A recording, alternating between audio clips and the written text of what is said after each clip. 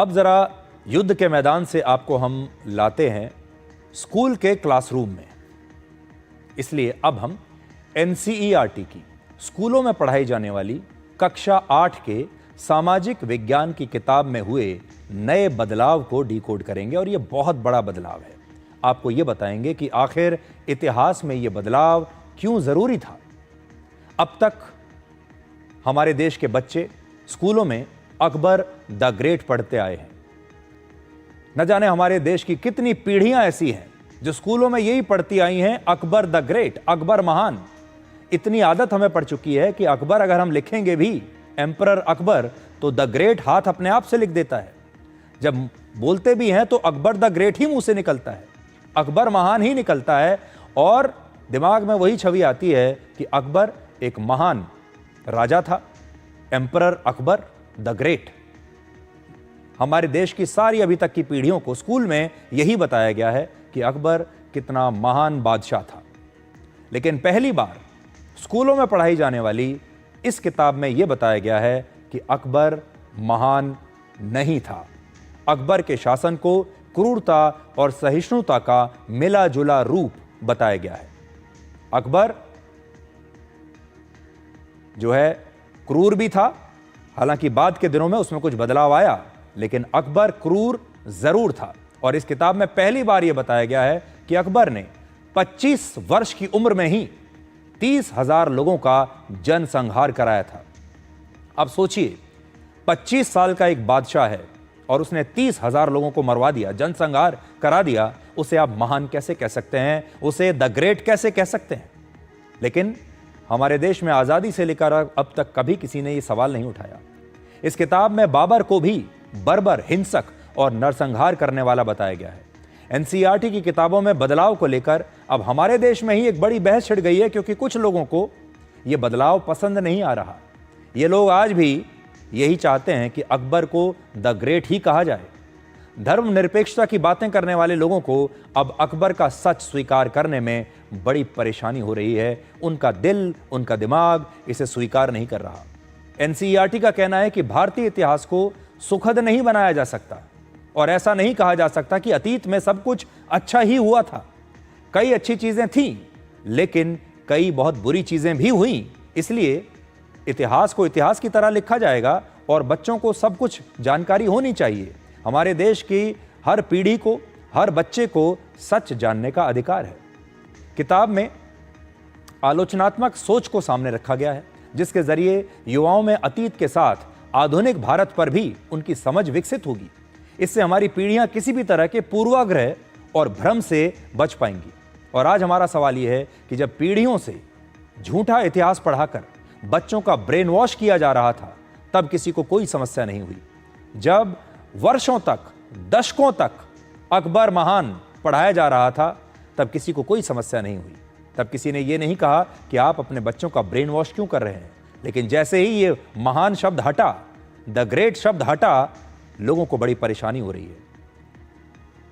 आज हम आपको यह बताने वाले हैं कि आखिर इतिहास में इस ऐतिहासिक भूल सुधार से लोगों को हमारे ही देश में इतनी समस्या क्यों हो रही है।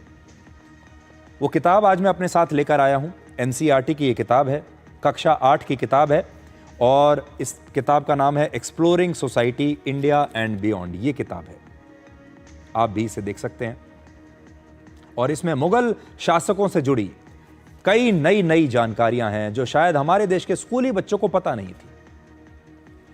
एनसीईआरटी की यह किताब नए एकेडमिक सेशन से सभी स्कूलों में पढ़ाई जानी शुरू हो जाएगी और इस किताब के पेज नंबर 25 से दिल्ली सल्तनत की शुरुआत और उसके अंत की कहानी को बताया गया है। पेज नंबर 25 में खोल रहा हूं आपके लिए। इसमें समझने वाली जो बात है वो ये है कि दिल्ली सल्तनत की जो शुरुआत है वो वर्ष 1192 में तराइन के युद्ध में पृथ्वीराज चौहान की हार के बाद हुई थी। तो ये बात आपको याद रखनी है, जब पृथ्वीराज चौहान की हार हुई 1192 में, उस समय हमारे देश में एक नए युग की शुरुआत हुई। ये बहुत बड़ा हमारे देश का एक टर्निंग पॉइंट था जो इसमें लिखा है। इसमें बताया गया है rise and fall of the Delhi सल्तनत। इसके बाद धीरे धीरे विदेशी आक्रमणकारियों का भारत पर कब्जा होता चला गया। और इसमें 5 वंश बताए गए हैं जिनका शासन यहां पर रहा। टर्निंग पॉइंट हम इसको इसलिए कह रहे हैं क्योंकि इसके बाद भारत में एक के बाद एक 5 विदेशी राजवंशों का शासन रहा। सबसे पहले गुलाम वंश का शासन रहा, फिर खिलजी वंश, इसके बाद तुगलक वंश, सैयद और फिर लोधी वंश का शासन हुआ। इन 5 राजवंशों के शासन के दौरान भारत के गांवों और शहरों को बार बार बहुत क्रूरता के साथ लूटा गया, मंदिरों को तोड़ा गया, शिक्षण संस्थानों को तहस नहस कर दिया गया, हमारी संस्कृति को तार तार कर दिया गया। दिल्ली सल्तनत के कई सुल्तानों ने उस समय गैर मुसलमानों पर खास तौर पर यह जजिया टैक्स लगाया। जो मुसलमान नहीं थे उन्हें बहुत परेशान किया गया। आप यह समझ लीजिए कि जो लोग मुसलमान नहीं थे, इस्लाम को नहीं मानते थे, ये लोग उस समय के माइनॉरिटीज थे, ये उस समय के अल्पसंख्यक थे। दिल्ली सल्तनत के 5 राजवंशों में हर राजा का जो शासनकाल था वो औसतन 9 साल का था। तुगलक वंश में एक राजा मोहम्मद बिन तुगलक भी हुआ बादशाह, जिसे इतिहास में पागल बादशाह के तौर पर जाना जाता है क्योंकि उसने कई ऐसे बेवकूफ़ी वाले फैसले लिए जिससे उसे बाद में पछताना पड़ा और ये फैसले उसने बाद में बदले। एक बार तुगलक ने अपनी राजधानी दिल्ली से बदलकर दौलताबाद कर दी, लेकिन जब मुश्किलें बढ़ी तो फिर से दिल्ली को ही वापस अपनी राजधानी बना दिया और इसका जिक्र इस पुस्तक में पेज नंबर 27 पर किया गया है। और इसमें लिखा है कि the people were forced to travel over 1000 kilometres, 1000 kilometre तक लोगों को यात्रा करने के लिए मजबूर किया गया क्योंकि ये राजा सोचता था कि मैं अपनी राजधानी को बदल दूंगा।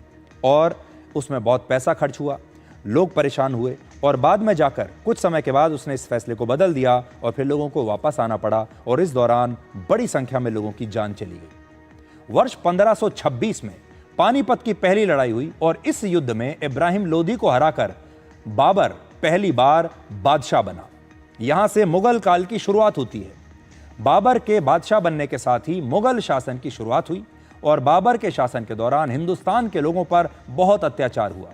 इसके पेज नंबर 37 में इसके बारे में लिखा है कि बाबर ने क्या क्या किया था। और इसमें एक जगह तो यह भी लिखा हुआ है कि उस समय जब बाबर था तो उसने पूरे की पूरी शहरों को, गांवों की पूरे की पूरी जनसंख्या को जो है उसका जनसंहार करा दिया। महिलाओं और बच्चों को कैद कर लिया गया और उन्हें दास बना लिया गया। और सबसे बड़ी बात यह है कि जिन लोगों का नरसंहार किया जाता था उस समय उन लोगों की गर्दन को काटकर उनके शवों के साथ बड़े बड़े टावर बनाए जाते थे और बड़े बड़े चौक में उनके शवों को लटका दिया जाता था जब वहां पर हत्या की जाती थी। और जिंदा बचे महिलाओं और बच्चों को गुलाम बना लिया जाता था। मारे गए लोगों की गर्दन को काटकर सड़कों पर लटका दिया जाता था और ऐसा करके बाबर गर्व महसूस करता था। सोचिए ये सब हमारे देश में हुआ है। बाबर के बाद उसका बेटा हुमायूं बादशाह बना और हुमायूं के बाद अकबर द ग्रेट बादशाह बना। वर्ष 1556 में अकबर सिर्फ 13 वर्ष की उम्र में बादशाह बना और उसने वर्ष 1605 तक शासन किया। यानी अकबर का शासन करीब 50 साल तक रहा। अकबर के शासनकाल में क्रूरता भी थी लेकिन साथ ही टॉलरेंस भी थी, सहिष्णुता भी थी। पेज नंबर 38 में अकबर के बारे में इस किताब में बताया गया है और वो ये कहते हैं कि अकबर का जो शासनकाल था उसमें ब्रूटलिटी भी थी यानी क्रूरता भी थी लेकिन टॉलरेंस भी थी। और फिर वो कहते हैं आगे इसी पेज पर अकबर की जिंदगी से जुड़ी कुछ बातों का जिक्र, घटनाओं का जिक्र किया गया है। लेकिन उससे पहले देखिए, Akbar ordered the massacre of some 30,000 civilians and the surviving women and children were enslaved. 30,000 लोगों का जनसंहार अकबर ने करवाया। जो महिलाएं और बच्चे बच गए उन्हें दास बना लिया गया। अकबर की उम्र सिर्फ उस समय 25 साल थी और अकबर ने ऐसा कहा, उसने एक संदेश दिया जब वो, जिसको हम कहते हैं कि विक्ट्री मैसेज उसने दिया, जिसमें उसने लिखा we have succeeded in occupying a number of forts and towns belonging to the. ऐसे हिंदी में अगर मैं इसका अनुवाद करूं तो वो ये कहते हैं कि हमने जो काफिर हैं, काफिर कौन है? जो इस्लाम धर्म को नहीं मानते, हमने बड़ी संख्या में काफिरों के शहरों और गांवों पर कब्जा कर लिया है, और जो लोग इस्लाम को नहीं मानते हैं हमने उनका नाश कर दिया है। With the help of our blood thirsty sword we have erased the science of infidelity from their minds and have destroyed temples in those places and also all over Hindustan. ये अकबर के शब्द हैं जिसमें वो ये कहता है कि जो इस्लाम को नहीं मानते हमने उनका नाश कर दिया है, उनके गांवों को, उनके शहरों को नष्ट कर दिया है, और हमारी खून की प्यासी तलवार के ज़रिए हमने ये सारे काफिरों को इस दुनिया से विदा कर दिया, और हमने बड़ी संख्या में हिंदुओं के मंदिरों को भी नष्ट कर दिया है पूरे हिंदुस्तान में। ऐसा अकबर कह रहा है। इसी पेज पर अकबर की जिंदगी से जुड़ी कुछ घटनाओं का जिक्र है। अकबर ने चित्तौड़ के किले पर कब्जा करने की 5 महीनों तक लगातार कोशिश की, और जब अकबर ने इस किले पर कब्जा कर लिया तो उसके बाद सैकड़ों महिलाओं ने इसके विरोध में जौहर कर लिया। यानी चित्तौड़ की महिलाओं ने खुद को आग में जिंदा जला लिया था अकबर से बचने के लिए। चित्तौड़ पर कब्जे के बाद अकबर ने 30,000 लोगों के मारने का आदेश दिया। जो महिलाएं और बच्चे जिंदा बचे उन्हें गुलाम बना लिया गया।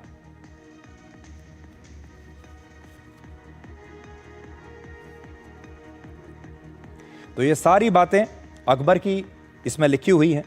अकबर रणनीतियां बनाता था और he entered into marriage alliances, ये इसमें लिखा है, यानी with princesses of neighbouring kingdoms. तो जो आसपास के जो राज्य थे वहां पर वो उनकी राजकुमारियों से शादियां कर लिया करता था, और उन राज्यों के साथ एक गठबंधन कर लिया करता था, शादी का गठबंधन। अकबर अनपढ़ था, लिखना पढ़ना नहीं आता था। अकबर के दरबार में जो एक इतिहासकार था, अकबर अपने विचार अबुल फजल को बताता था, ये उस इतिहासकार का नाम है, और अबुल फजल अकबर के विचारों को लिखता था। अकबर ने बताया कि पहले वो दूसरे धर्म के लोगों पर अत्याचार करता था और समझता था कि यही इस्लाम है, लेकिन उन्होंने आगे लिखा, जब मुझे ज़्यादा समझ हुई, जब मैं समझदार हुआ तो मुझे इस पर शर्मिंदगी हुई। अकबर ने करीब 50 वर्षों तक शासन किया, और इस दौरान जो बीच का जो समय था उसे आप कह सकते हैं कुछ समय के लिए शांतिपूर्ण समय रहा।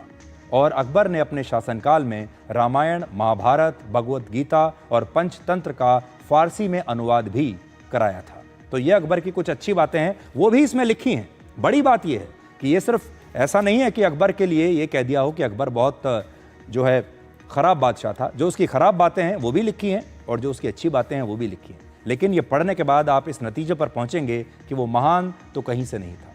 इसी किताब में औरंगज़ेब के बारे में भी बताया गया है, और किताब में लिखा है कि औरंगज़ेब भी एक बहुत ही क्रूर बादशाह था। और इसमें लिखा है कि औरंगज़ेब कट्टर सुन्नी विचारधारा मानने वाला एक मुगल शासक था। औरंगज़ेब ने अपने दरबार में संगीत पर, नृत्य पर प्रतिबंध लगा दिया था, गैर मुस्लिमों से फिर से जजिया लेने लगा था, और औरंगज़ेब के अत्याचारों के बारे में इस किताब में भी लिखा है। और औरंगज़ेब ने वर्ष 1669 में पूरे राज्य में सभी स्कूलों और मंदिरों को तोड़ने का आदेश दिया था, और सभी तरह की पढ़ाई लिखाई और पूजा पाठ पर रोक लगा दी थी। औरंगज़ेब ने बनारस, मथुरा और सोमनाथ सहित कई स्थानों पर मंदिरों को तोड़ा, जैन मंदिरों को और गुरुद्वारों को तोड़ा। औरंगज़ेब ने अपने 2 बेटों को आखिरी चिट्ठी लिखी। उसमें लिखा कि मैं अकेला आया था और मैं अकेला ही जाऊंगा। मुझे नहीं पता मैं कौन हूं और मैं क्या कर रहा था। मैंने देश और लोगों के लिए अच्छा नहीं किया, और भविष्य के लिए कोई उम्मीद नहीं है। तो एनसीईआरटी की पुरानी किताबों में पहले यह बताया जाता था कि मुगल जो शासक थे वो बड़े सहनशील थे। बार बार कहा जाता था कि मुगलों के समय में सारा विकास हुआ, और मुगल जो है वो एक नई प्रकार की सभ्यता लेकर आए, नई प्रकार की भाषा लेकर आए। मुगल जो है नए प्रकार का आर्किटेक्चर हमारे देश में लेकर आए। मुगलों ने हमारे देश के लिए बहुत किया, मुगल इसी को अपना देश मानते थे। ये सारी बातें आपने भी सुनी होंगी। मुगल आखिरकार इतने बुरे नहीं थे, ये आपने पुरानी किताबों में सुना होगा। उन किताबों में मुगलों की क्रूरता के बारे में बताया नहीं जाता था। और अब क्या बदलाव आया है इस किताब में? स्थानीय जो राजा थे जैसे विजयनगर, मराठा साम्राज्य, इनके बारे में पहले के मुकाबले ज्यादा जानकारी दी गई है। पहले सीमित जानकारी दी जाती थी। नई किताब में मुगलों और दिल्ली सल्तनत का दूसरा पक्ष भी बताया गया है, जिसे अब तक जानबूझकर छिपाया जाता था। इसलिए आज हम आपसे यही कहेंगे कि ये किताब नए भारत की किताब है और हमारे देश के बच्चों को पूरा अधिकार है कि वो हमारे देश की सही स्थिति को, हमारे देश के सही इतिहास को जाने और उन्हें पता होना चाहिए जो कि बातें उनसे पहले छिपाई जाती थी।